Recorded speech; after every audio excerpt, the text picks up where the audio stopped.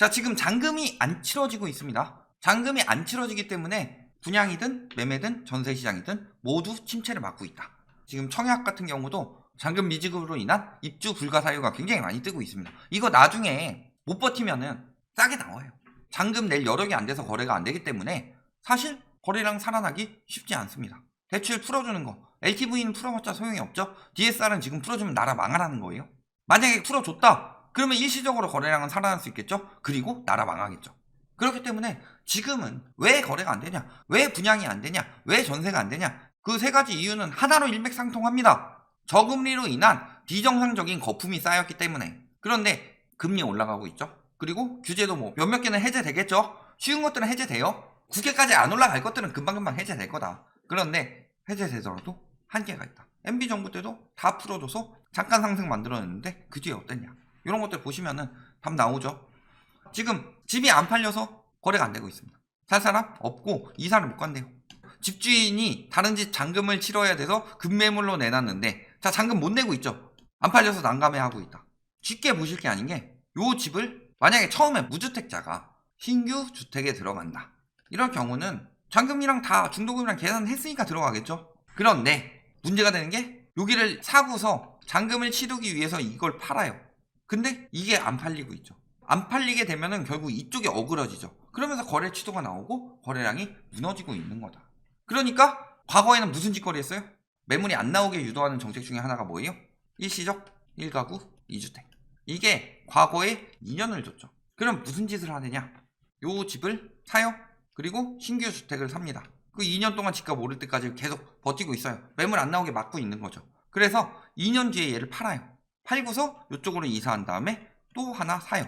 이러면서 두 개 가지고 계속 돌려막기 들어가는 거다. 1주택자 혜택을 받으면서. 근데 일시적 1가구 2주택의 범위를 줄였죠. 사실 일시적 1가구 2주택을 왜 시행을 하느냐? 부득이한 경우. 집을 사고서 다음 집을 샀어요. 이 집을 이미 팔기로 계약돼놓고 다음 집을 살려고 그랬는데 이게 갑자기 거래가 취소가 돼버렸어요.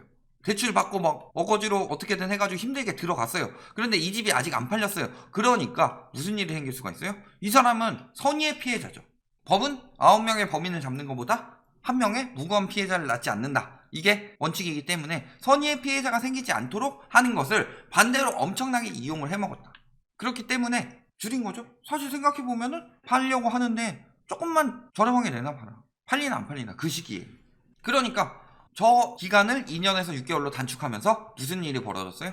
그전에는 주게가지고 계속 매물 가지고 잠그던 사람들이 이제는 6개월 내에 못 팔면은 큰일 나니까 뭐 하는 거예요? 팔고 사게 되는 거죠. 그러면서 매물을 많이 유도를 해내게 됐다. 그러다 보니까 나오는데 이제는 팔리지가 않으니까 다음 집에 계약이 안 되죠. 그러면서 연쇄적으로 막히고 있는 거죠. 수분양자의 미입주 사유 1위, 기존 주택 안 팔려서. 분양시장에 실수요 외에 가수요들이 얼마나 많이 들어왔는지 여기서 다 드러나고 있죠. 분양권 매도 지연. 자, 분양권을 팔겠다는 건 누가 봐도 투기수요죠. 세입자 미확보 뭐예요? 자가로 구입하는 게 아니라 전세 놓으려고 월세 놓으려고 샀다는 거예요. 신규 주택을. 이것도 당연히 투기수요죠. 본인이 들어가는 게 아닌데. 기존 주택 매각 지연, 잔금 대출 미확보. 근데 기존 주택 매각 지연이라고 해봅시다. 누구한테 지금 분양해 주는 거예요? 집이 없는 사람들한테 거주를 보장하기 위해서 분양을 해주는데 기존 주택이 있는 사람들이 사고 있어요. 분양을 마구 받고 있어요. 이것도 문제죠. 그렇다면은 이 정도를 제외하고는 대부분이 원래 가수요다. 그러니까 분양시장 지금 작년 그리고 올해 비교해 봤을 때 어때요? 작년에 역대 최고 경쟁률이 나왔죠. 그리고 올해 보면 어때요? 미분양 속출이죠. 뭐가 빠졌으니까? 이게 빠졌으니까. 이게 빠지게 만든 요인들이 뭐가 있어요? 거주 요건 넣고 전매 금지 넣고. 이거 두 개만 가지고도 이거는 어차피 분양 신청 요건에 무주택이 우선으로 들어가니까 이거는 그 전에 있던 그런 분양들이죠. 그 다음 세입자 미확보, 거주 요건, 분양권 매도 지연, 전매 금지. 그러니까 이런 것들을 막는 거예요. 그리고 지금 가장 안 나온 게 뭐예요? 살던 집이 안 팔려서 1주택자들이 분양을 마구 받고 있었다. 물론 1주택자들이 분양을 받고서 팔겠다는 확실한 그런 것들이 있으면 보장이 돼야 됩니다. 근데 비싸게는 팔고 싶고 분양가가 예를 들어서 7억, 지금 시기 같으면 입주할 때 10억, 12억은 됐겠죠. 그런데 이 당시에 기존 주택을 기간이 몇 년이나 있었어요? 3년이 있었죠. 그렇다면은 거주할 때가 있어야 되니까 기존 주택을 이전에 미리 팔아라 이런 얘기까지 하는 건 아니에요. 그런데 이때 기존 주택이 한 6억 정도 됐었다. 1억 보태서 들어가려고 그랬는데 얘가 10억까지 올랐다고 해봅시다. 그러면은 1억 보태서 들어가는 게 아니라 3억 남겨가지고 들어가는 거죠. 그러면은 조금 싸게 팔아도 되는 거죠. 그런데 그게 안 되고 있어요. 그러니까 이주택자들 나오는 거고, 당연히 사람이라면 그런 욕심은 있죠. 비싸게 팔고 싶어요. 누가 싸게 팔고 싶어요. 돈 많이 벌었을 때. 그런데 그 정도의 의지도 안 가지고서 들어가게 한다. 내가 손해보는 것 같다. 그러면은 그때까지 매각 못했으면은 법적으로 조치가 필요하다. 그래야지 그 전까지 매물을 좀 내놓고, 그래야 주택시장이 돌아가고 무주택자들에게 혜택이 돌아가는 거지. 1주택자들만 죽여요? 아니에요. 그럼 다주택자들이 제일 먼저 죽어요. 이 사람이 한 채 조금 손해보는 것 같지만 다주택자들은 여러 채 사놓고서 다 박살나는 건데. 그러니까 매매 거래 가뭄이죠. 더 지켜보자 이야기하고 있죠. 매매 달랑 3건 비명 이런 이야기 나오고 있는데 거래가 가뭄이에요. 그런데 지금 대출이 풀리냐? 아니죠. LTV 정도는 풀어줘도 큰 영향이 없다. 지금 언론에서 말하는 바가 그거죠. 그 다음에 소득 1.4배 될 때 집값은 4배 이상 뛰었죠. 소득이 받쳐주는 상황도 아니다. 거래가 활발하면은 가능할 수 있죠. 자, 대출 안 나와요? 보통 돈은 대출에서 구하죠. 그 다음에 소득에서 구하죠. 근데 요것 안 나오더라도 또 한 가지가 뭐예요? 거래가 활발하냐. 그래서 이게 거래가 되면은 이 자금을 가진 사람이 다음 주택을 또 살 수가 있고, 그러면 이 주택을 판 사람이 다음 주택을 또 살 수가 있고, 그래서 거래가 활발해졌을 경우 보통 상승장이 나오죠. 그런데 거래가 활발해지느냐? 그런 상황도 아니죠. 그럼 뭘로 다시 할 거냐? 가수요들이 유입되면서 거래량을 활발하게 만들어야지 돈이 도는 거예요. 부동산 시장에. 그런데 돈이 안 돌죠? 내 집은 계속 안 팔려요? 그러면은 다음 집을 사기도 힘들어지죠. 그러면서 집값이 떨어지는 거죠. 지금도 언론에서 말도 안 되는 작자들이, 전문가 같지도 않은 인간들이 뭐라고 그래요? 거래량이 적을 때 하락거래는 의미가 없대요. 거래량이 적으면서 하락거래가 나타나는 게 하락장의 시작이에요. 글로벌 금융위기 때 그랬었고 2018년 11월에 떨어질 때도 그랬어요. 거래량이 안 줄고 어떻게 하락장이 나와요? 수요가 많다는 소리인데. 그러니까 지금 뭐 하고 있는 거예요? 맞교환하고 있는 거예요. 요런 거는 법적으로 제한해요. 자금 출처 계획 나오잖아요. 봤을 때 둘이 서로 교환하고 있다, 셋이 돌아가면서 교환하고 있다, 이거 못 잡아내요? 특사경에서? 사실 교환 거래를 원한다, 이걸 가지고 하고 있다라고 말하고 있는 거예요. 언론에서 방법을 퍼뜨리고 있는 거예요. 왜? 거래량 살려야 되니까. 잘못된 것처럼 말하고 있지만 법의 허점을 빠져나갈 수 있는 수법을 언론이 퍼뜨리고 있는 거다. 그럼 빨리 막아야지. 그리고 상승 심리가 지금 30%대로 떨어졌대요. 2년 만에. 이때 뭐 터졌어요? 코로나로 인해서 이거는 주택뿐만이 아니라 전방위적으로 침체됐었죠.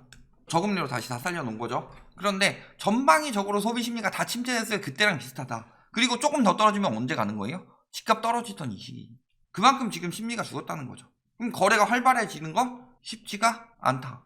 그러니까 지금 자꾸 대출 풀어준다, 양도세 풀어준다. 양도세 왜 풀어주겠어요? 매물 나오게 하려고요? 양도세 안 풀어줬어도 매물은 계속 늘어나고 있었습니다. 작년 말부터. 공급 부족이 아니라 수요 부족이고 매물 부족이 아니라 매물 과잉인 상황이었어요. 그런데 왜 지금 양도세를 풀어주고 하느냐? 양도세 풀어줬으니까 투기 수요들 들어와라, 이거 아니에요. 그리고 거래한 것도 해제하고 있습니다. 이거 거래한 거 해제하면 연쇄 해제 될 수 있습니다. 그래서 해제 비율이 쭉쭉 늘어나고 있죠. 문제는 해제 신고 비중이에요. 해제 신고 비중이 많이 떴다는 거는 첫 번째는 진짜로 샀다가 못해 먹겠네 하고 취소하는 경우, 그리고 두 번째는 뭐예요? 신고가 조작질. 이거 왜 되겠어요? 아, 샀는데 떨어질 것 같아. 혹은 샀는데 내게 안 팔렸어. 거래량 침체로 인해서. 그냥 이건 침체 신호죠. 신고가 조작질 왜 하겠어요? 거래가 안 되니까.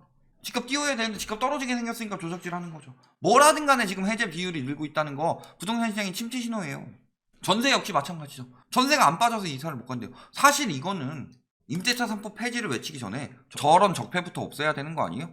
적폐라고 할 수밖에 없죠. 왜? 집주인들이 내 집 가지고 뭐 권리를 이야기를 하는데 임차인들은 내 돈의 권리에 대해서 충분히 주장할 수 있어요. 예를 들어서 전세 계약을 할 때 전세 잔금을 못 줘요. 그럼 집주인이 집에 들어오게 해줘요? 태반이 안 되죠. 계약 기간이 끝나고 세입자가 나가야 돼요? 그러면 당연히 집주인은 그걸 돌려줘야 돼요. 이거 일정 기간 이상 못 돌려주면은 엄벌에 처하는 법 같은 게 필요하다. 그래야지 갭투기로 잔뜩 사놓고서 집값 떨어져서 전세금보다 떨어지고 깡통 내버리면은 세입자한테 피해 다 떠넘기고 도망가는 그런 쓰레기 같은 사기꾼 새끼들이 없어진다. 세입자가 구해지지 않아서 전세금을 돌려받지 못하고 이거 어떻게 해야 돼요? 지금 대위 보증으로 해결할 문제가 아니에요. 안 되면 그냥 압류하고 경매 내서 받고, 부족분은 이거 법적으로 어떻게든 보상할 수 있게 해줘야 되는데 지금 그게 안 되고 있으니까 도구나 카우나 갭투기 하고 있는 거고, 그래서 지금 전세 막히고 있죠. 전세금 돌려줄 돈도 없어요? 이게 원래 전세금 돌려줄 돈도 없다고 그랬어요? 전세금 올릴 수 있다고요? 마음껏? 떨어질 때는? 마음껏 못 돌려주죠? 돈이 없는데? 역전세 나면 박살 난다는 소리예요 지금. 근데 전세가 조금씩 떨어지고 있죠. 지금 많이 안 떨어지고 있는 거예요? 이러고 있어서 그래요. 집주인이 안 돌려주니까. 그리고 올해 분양받는 사람들부터는 앞으로 잔금지기에 엄청나게 무너질 수밖에 없으니까 분양시장이 개박살이 난 거죠. 왜? 중도금, 잔금 때 DSR 적용되니까. 그럼에도 분양시장 살아날 거라고요? 저것 때문에 죽고 있는 거예요. 왜? 그 전에는 어떻게 분양을 받았냐? 7억에 분양 받았는데 입주 시기에 12억이에요. DSR 40% 하면 얼마예요? 4억 8천이죠. 이걸 기반으로 들어간다.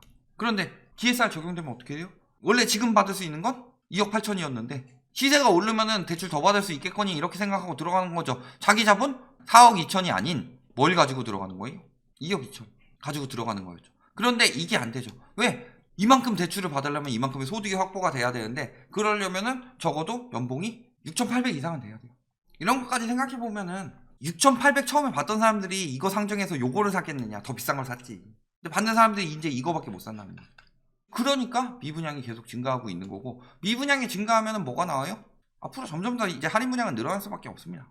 그리고 서울 수도권 안 쌓인다고 그랬는데 물량 변동률. 그리고 또 한 가지 보셔야 될 거 미계약은 빼죠. 미계약이랑 미분양의 차이가 뭐예요 도대체? 요거요 굉장히 잘못된 통계입니다. 진짜 이 미분양 정확한 기준 정해야 돼요. 예를 들어서 무순이 아직 저는 미계약 정도로 해주고 그 다음에 무순이 한 번 했는데 실패했으면 그거 미분양 물량으로 바로 표기를 해줘야죠. 될 때까지 무순이 계속하면 미분양 물량으로 계속 표기 안 되죠. 그래서 미분양 없다라고 거짓말 치고 있는 거고. 근데 서울에 미분양 났어요 이미. 안 나긴 뭘 안 나요. 엄청 났지. 그런데도 위험 수준은 아니야. 위험 수준이 아니겠어요. 자금줄이 막혔는데. 결론 첫 번째 매매, 전세, 분양시장 모두 지금 잔금 대란 중이다. 그 핵심이 됐던 건 뭐예요? DSR 규제랑 금리 인상이죠. 근데 DSR 규제는 늘 말씀드리지만 이거 바젤3의 핵심입니다. 그런데 요거를 지금 해제하겠다고 말하는 사람은 나라 망하라고 하고 있는 거고 인수위에서 지금 여론 의식해서 요거를 아직 결정난 바 없다 이런 식으로 말하고 있죠. 그런데 해제하면 그 순간부터 역적되는 겁니다. 금리 인상은 지속되죠. 그러면은 앞으로 이 대란이 심해질까요? 아니면 완화될까요? 규제 완화로는 될 수가 없다. 핵심은 여러 개이기 때문에 이 부분을 보시면 앞으로 이제 매매, 전세, 분양시장 다 어떤 식으로 흘러갈지 답이 보인다. 여기까지 말씀드리겠습니다.